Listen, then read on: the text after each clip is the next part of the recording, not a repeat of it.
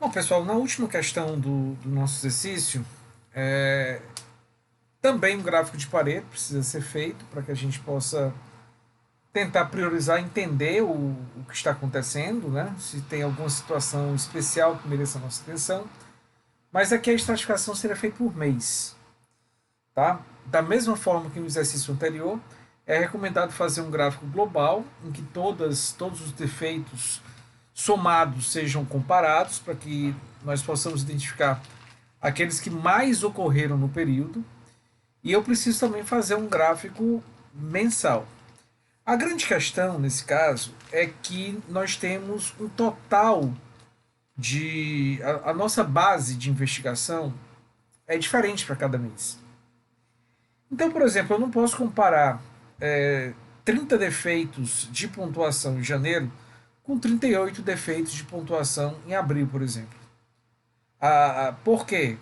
Porque aqui aparentemente seria um pequeno aumento, né? Mas como a base de abril é 30% menor do que a base de janeiro, era de se esperar, mantida essa proporção, que a quantidade de defeitos de pontuação fosse também 30% menor. Então, na verdade, esse incremento pode ser maior do que imaginamos inicialmente. Então, a sugestão para esse caso seria trabalhar não em cima do número absoluto para os meses, mas sim de uma taxa. Uma taxa que poderia ser simplesmente a razão entre a quantidade de defeitos de cada tipo em determinado mês pelo total de páginas avaliadas. No caso, 10 mil, 12, 15 e 7.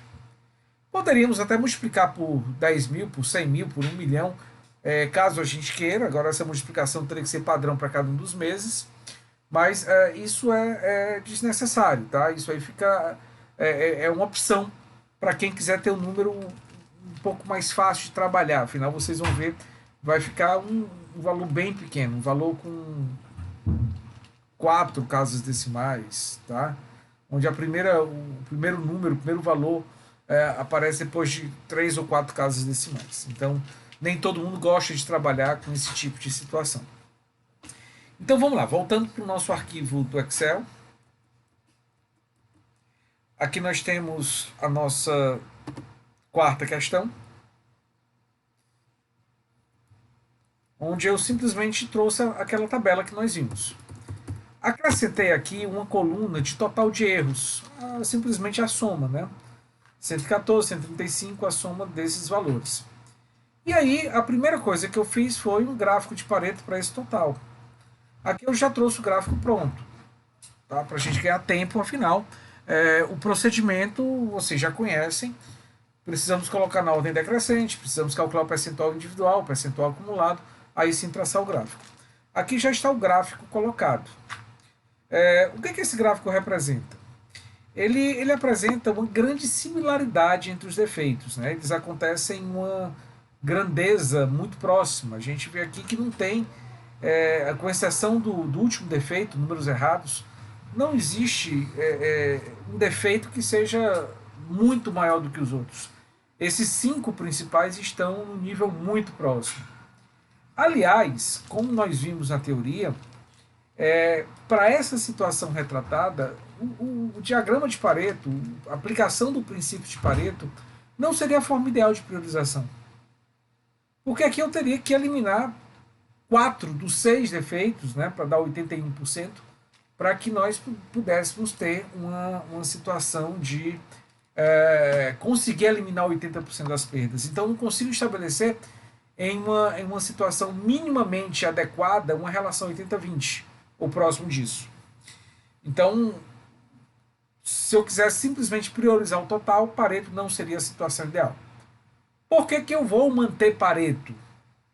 Eu vou manter o Pareto porque eu quero ir além. Eu não quero só priorizar, eu quero analisar.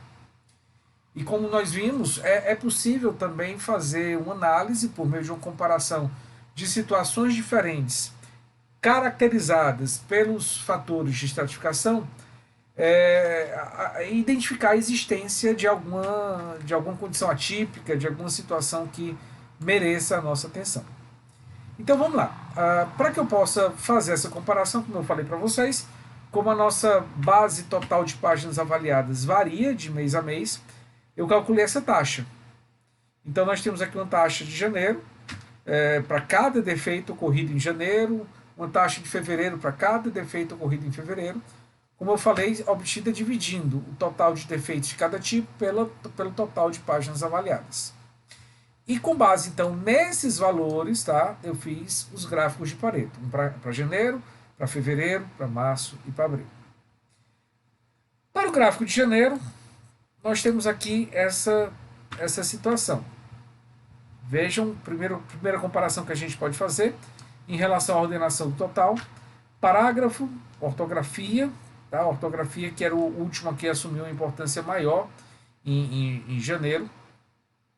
Alinhamento e pontuação. Manchas é um defeito que aqui estava ocorrendo de forma mais considerável, né? Mas aqui caiu significativamente, passa a ser o quinto defeito na ordem. Se a gente pega aqui fevereiro, o que a gente percebe?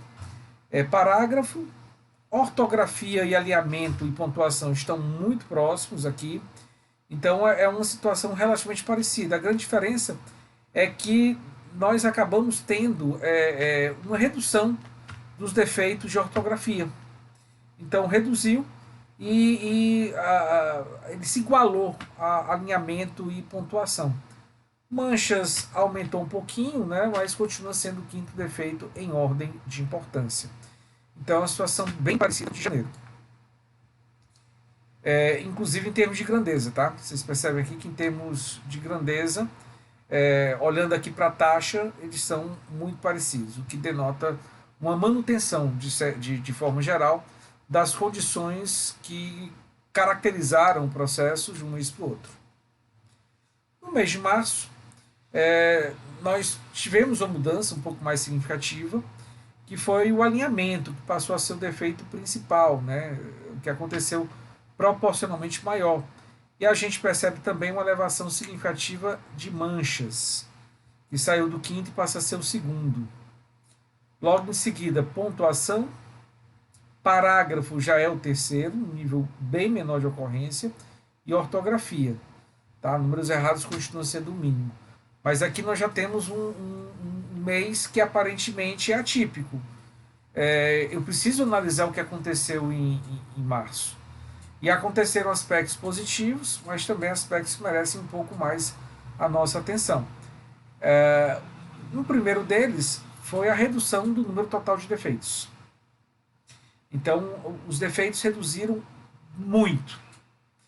Vocês veem aqui que enquanto a gente tinha uma média acima de 0,05, né, aqui o valor médio fica na faixa de 0,02. Então aqui de fato há essa redução. Uma outra questão muito significativa que talvez explique essa redução da quantidade de defeitos é a redução da ocorrência de falhas em relação a parágrafo e ortografia, que eram os maiores em janeiro. Parágrafo era o maior em fevereiro, a ortografia era o segundo maior, mas muito próximo. Eram dois defeitos importantes nos dois primeiros meses, e eles caíram bastante em termos de ocorrência aqui em março. Então, caberia um estudo. E por quê? Por que houve essa redução? Que mudança aconteceu que proporcionou essa alteração tão significativa? Tá? Poderia ser considerado um aspecto negativo a elevação de manchas? Não.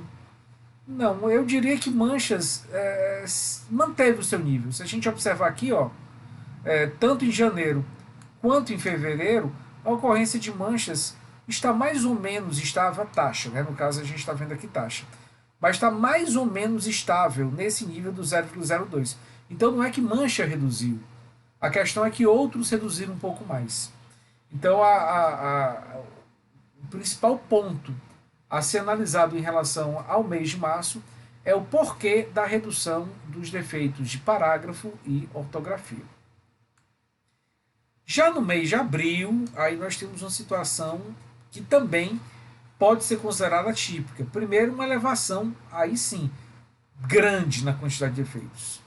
Olha só, 0,10 aqui, nunca tinha chegado em 0,10, 0,010, né? O maior valor registrado aqui tinha sido esse 0,05, né? Talvez um pouquinho acima, 0,055, algo nesse sentido. Aqui a gente aumentou mais, e um dos responsáveis por esse aumento mais significativo foi a ocorrência de manchas. Se eu tirasse manchas, nós teríamos parágrafo, nós teríamos pontuação, que também aumentou, não é que aumentou o seu nível, né? Ele mantém-se mais ou menos estável nessa faixa de 0,05. Talvez aumentou um pouquinho, mas nada também muito relevante. Parágrafo aumentou, tá? E os demais se mantiveram mais ou menos constantes. Então, qual o grande ponto em relação ao mês de abril?